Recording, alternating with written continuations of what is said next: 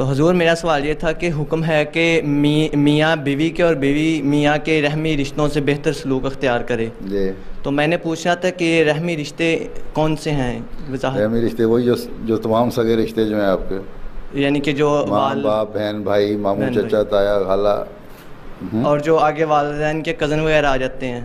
والدین کے کزن ان کو بڑھاتے جاؤ، وہ آگے قرابت دار اور ہمسائے سے بھی تو حسن سلوک کا حکم ہے نا. لیکن رحمی رشتوں میں کون سے رشتے؟ اور پھر تمام مخلوق سے حسن سلوک کا ہے.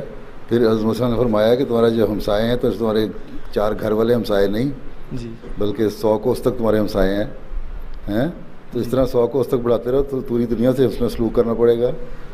اللہ تعالیٰ نے حقوق العباد کی جہاں حکم دیا اللہ تعالیٰ نے، اور علیہ وسلم نے اس کو بڑا زور دے کے فرمایا. حضرت مسیح علیہ السلام نے بڑا اس کے بارے میں تلقین فرمائی.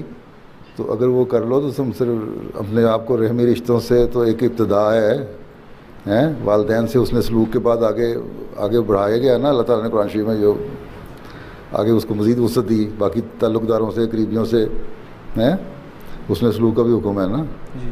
تو اس طرح اپنے آپ کو وسعت دینی چاہیے اس تعلقات کو. لیکن جو فوری رشتے ہیں ان کے تو بہرحال لحاظ اور خیال بہت زیادہ کرنا چاہیے. اسی طرح جب ایک دفعہ ادب اور احترام پیدا ہو جائے گا، لحاظ پیدا ہو جائے گا، تو پھر اس میں مزید وسعت بھی آتی چلی جائے گی. چاہتے کیا مضبوط کرنا چاہتے اس رشتے کو؟ نہیں ویسے یہ سوال تھا ایک پڑھا تھا کتاب میں، تو رحمی رشتوں کے بارے میں تمہارے نکاح میں اس لیے پڑھا جاتا ہے نا یہ. جی تو رحمی رشتوں کا نہیں تھا پتہ کہ ان میں کون کون سے رشتے شامل ہیں. تمام رشتے تو تمہارے خونی رشتے بنتے ہیں، والدین کے جو خونی رشتے ہیں.